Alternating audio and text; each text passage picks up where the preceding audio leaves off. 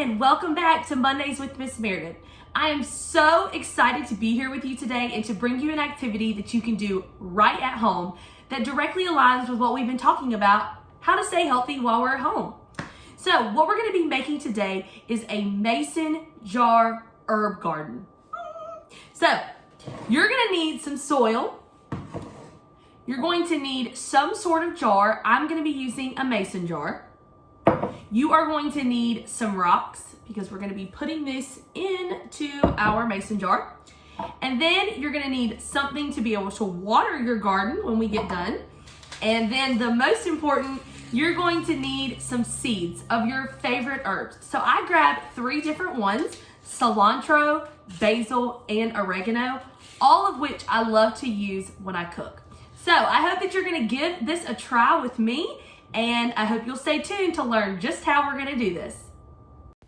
The first thing that you're going to do is you're going to take your pebbles and fill up the bottom of your mason jar about 1.5 inches to 2 inches, depending on the size. Now, you want to take your soil and you're going to fill up the jar until you reach the rim.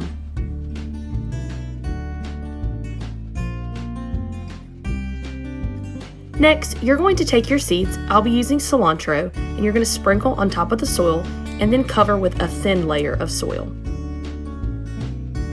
Now add some water.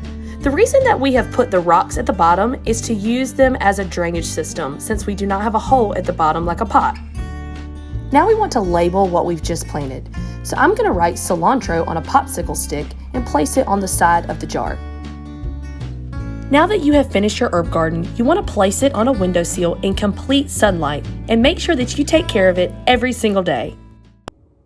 So that's it, your very own herb garden that you can do right at your own home. I cannot wait to see what you guys come up with.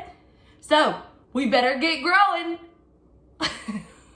And I'll see you next week on Mondays with Miss Meredith.